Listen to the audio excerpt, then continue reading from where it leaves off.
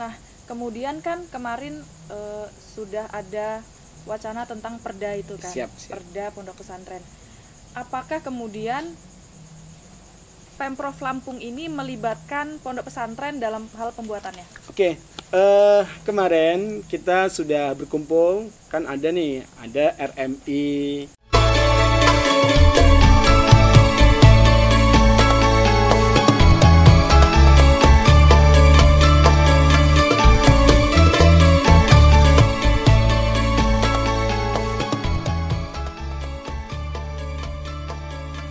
Assalamualaikum warahmatullahi wabarakatuh. Waalaikumsalam warahmatullahi wabarakatuh. Om Swastiastu, Shalom, Namo Buddhaya, Salam Kebajikan. Tabi pun, tabi ngalimpuro. Ya pun. Jumpa lagi bersama saya Astiu di channel kesayangan kita semua, SBL Suara Bumi Lampung.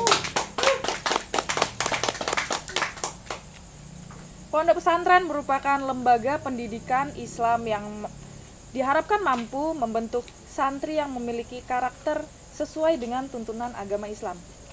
Tentu, pondok pesantren juga memerlukan dukungan secara ekonomi. Lalu, sudah mandirikah pondok pesantren ini? Dan bersama kita telah hadir narasumber yang akan menjelaskan mengenai kemandirian ekonomi pondok pesantren di era milenial, yakni Gus Aminuddin HSMHI selaku pengasuh Pondok Pesantren Minhadul Ulum Kabupaten Pesawaran. Selamat malam Gus. Selamat malam Mbak. Bagaimana kabarnya? Alhamdulillah baik, bisa Oke. bertemu dengan sahabat-sahabat di sini. Semoga barokah manfaat. Amin, amin ya rabbal alamin. Nah, Gus, bagaimana sejarah Pondok Pesantren di Lampung ini dan sejarah berdirinya Pondok Pesantren Minhadul Ulum Kabupaten Pesawaran yang Gus Aminuddin pimpin saat ini? Terima kasih. Kalau sejarah pesantren di Lampung saya pikir terlalu luas ya buat saya. Yang jelas bahwa ada hubungannya pasti dengan pesantren yang ada di Pulau Jawa, karena Lampung tidak bisa dipisahkan sejarah pesantren dengan yang ada di Pulau Jawa. Khusus terkait dengan pesantren Minhadul Ulum yang hari ini diberikan amanah kepada kami, saya sebagai nahkoda bersama dengan sahabat-sahabat pengurus yang lain dan ustadz yang lain, itu didirikan oleh beliau Kiai Haji Muhammad Saifuddin Fatoni, yang atas kehendak Allah 3 tahun yang lalu beliau berpulang ke rahmatullah. Mungkin memang sudah saatnya Allah memanggil beliau karena Allah sayang dengan beliau. Kemudian memang ada waktu yang cukup panjang untuk kami belajar karena beliau sakitnya cukup lama, sekitar setengah tahun.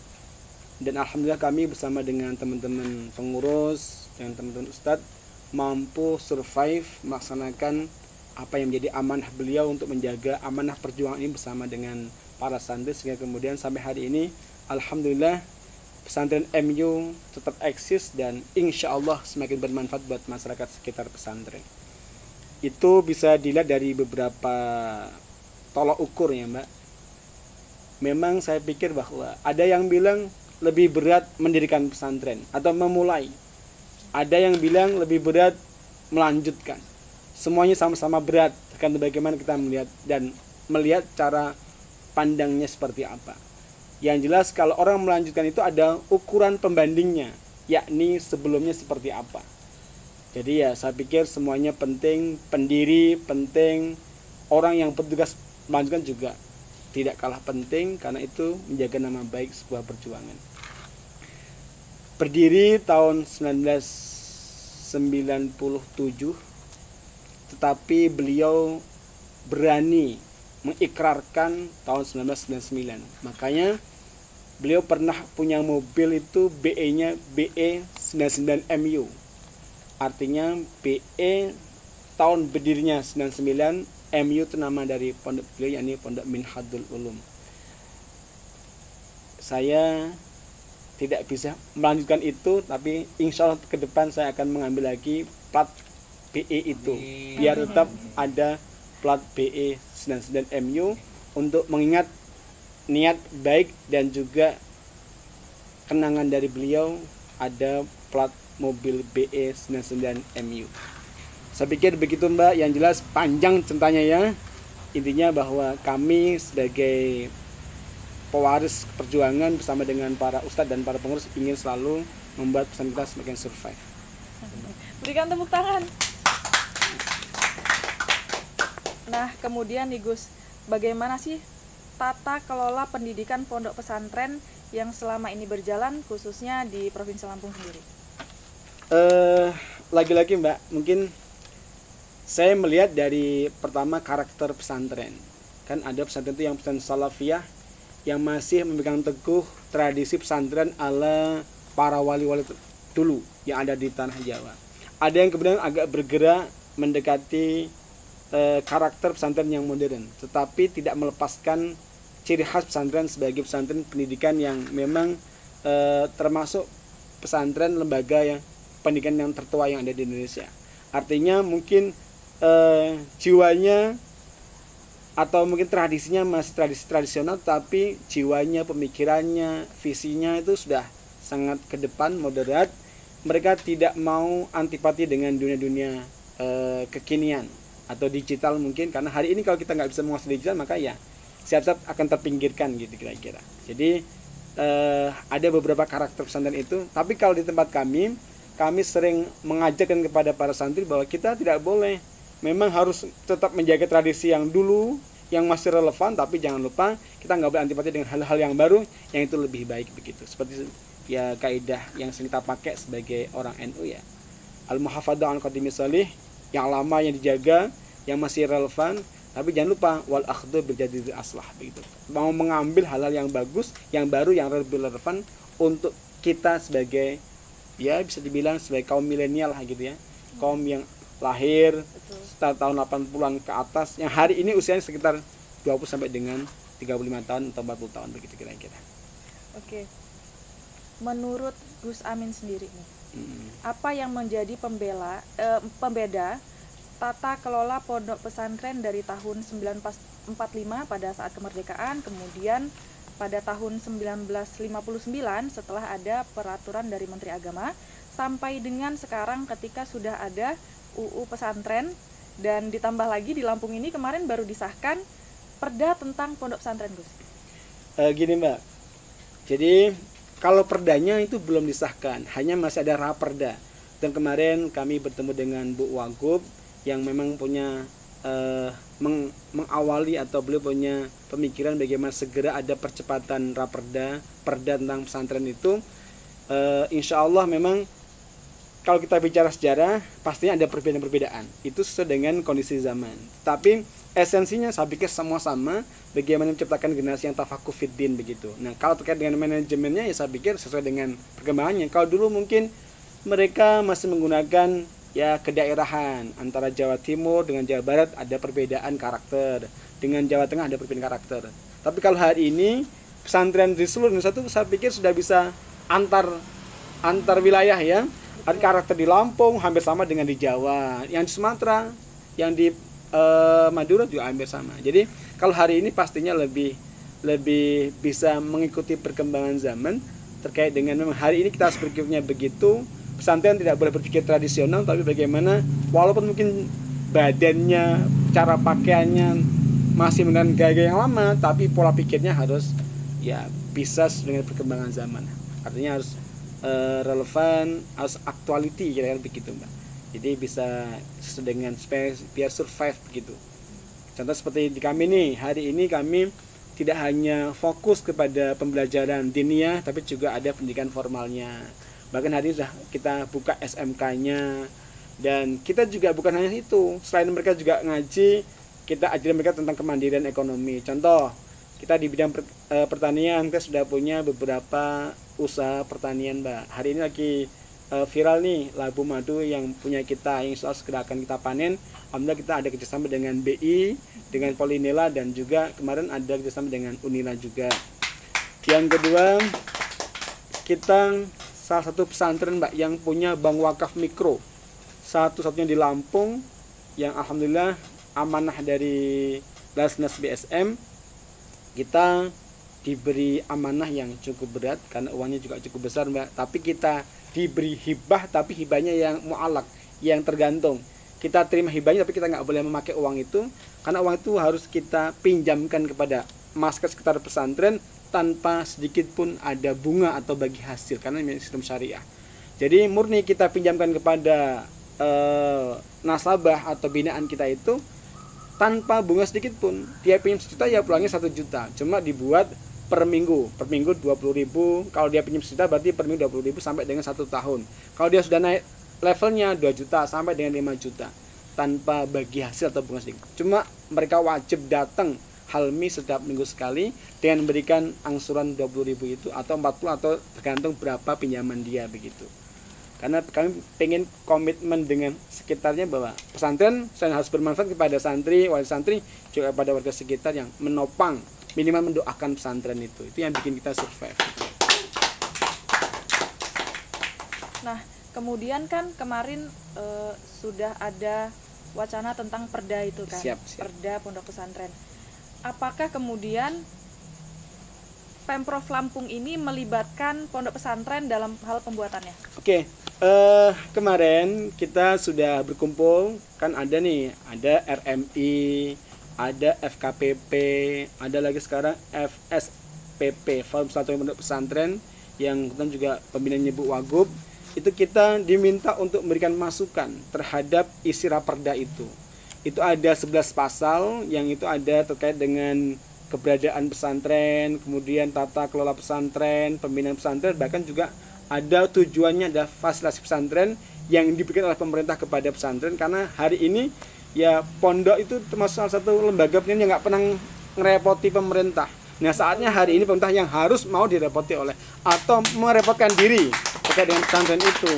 Jadi biar ya minimal bahwa asal mula kemerdekaan itu tidak lepas juga dari peran pesantren tempo dulu. Jadi saatnya sekarang negara memberikan apa ya, semacam sumbang apa ya, ya balas budi mungkin kalau bilang begitu kepada pesantren yang memang sampai hari ini loyal NKRI harga mati begitu kira-kira. Kemudian Gus, jika disandingkan dengan UU pesantren, ada yang timpang atau tidak antara perda pesantren dengan UU pesantren sendiri? Kalau secara logika keilmuan ya saya pikir nggak boleh. Jadi kan tidak boleh nih, tidak boleh ada aturan yang di bawah itu yang dia lompat atau mendahului atau bertentangan dengan undang-undang di atasnya, kan begitu. Apa itu istilahnya saya agak lupa. Jelas kalau undang-undang itu di bawahnya perda, PP sebenarnya nggak boleh. Kalau gitu. dia kok menyalahi atau melangkahi atau bahkan mungkin tidak sesuai dengan anunya ya pasti harusnya di-cut itu. Hari ini kan sebenarnya hanya sepertinya saya melihat Pemprov itu pengen ada segera acuan atau landasan hukum supaya segera bisa mungkin menganggarkan dana untuk membantu atau minimal ya memberikan apa ya manis-manisnya buat pesantren, karena ya saatnya memang pesantren harus manis begitu. Selain juga santrinya harus manis, kayaknya juga harus manis, juga harus ada jatah manis dari negara buat pesantren gitu. Kemudian menurut Gus Amin, pondok pesantren yang mandiri secara ekonomi itu yang seperti apa, Gus? Jadi gini, memang kita semuanya lah ya harus mengubah mindset. Dulu ada orang yang bilang bahwa pondok itu identik dengan proposal. Sekarang harus kita rubah. Mereka yang buat proposal kepada kita begitu. Contoh begini, kemarin kami bisa dapat program yang dari BI itu justru malah mereka yang menawarkan. Seperti ini Gus, gimana? Kami bilang siap. Kami siap dengan modal awal. Jadi kemarin dari BI itu, Gus ini ada program seperti ini, Diamplot untuk Labu Madu. Gus Amin siap nggak untuk minimal sekian persen untuk prosesnya? Saya bilang berapapun kalau untuk pembelajaran saya bilang siap. Maka ya saya modalin awal untuk ini. Hari ini kita insya Allah juga akan ada program greenhouse, mudah-mudahan gitu. Artinya kalau kami berapapun yang harus dikeluarkan jika memang itu harus dalam rangka untuk pembelajaran, saya pikir no problem. Rezeki datang dari Allah. Allah Maha Kaya gitu kira-kira.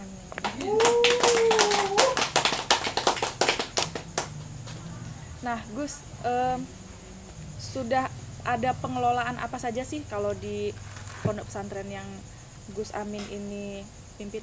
Pertama, kami punya konveksi. Itu juga bantuan dari BI tahun 2018 kalau tidak salah. Kita juga punya bengkel yang itu hari ini masih melayani untuk semua siswa yang ada di dalam, karena kita punya siswa SMK itu sekitar 354 kalau tidak salah.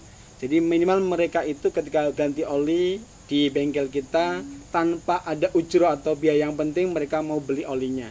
Saya nggak tahu apakah oli itu sudah ada untungnya nggak, saya yes, pokoknya mereka digratiskan untuk ganti olinya itu oleh tim yang kita bentuk khusus. Kemudian kita juga ngajarin mereka terkait dengan usaha, ya kita ada koperasi konsumen yang minimal itu bisa memenuhi kebutuhan dari santri. Kemudian juga kita lagi ini usaha Labu Madu ini, dan insya Allah nanti tanggal 27 ada pelatihan dari Polinila terkait dengan pengelolaan hasil produksi, hasil panen, hasil pasca panen begitu untuk buat kick dan lain sebagainya. Kemudian juga kita punya ayam kampung, ayam negeri itu yang kampung tapi bukan kampung gitu kira-kira, karena ada proses.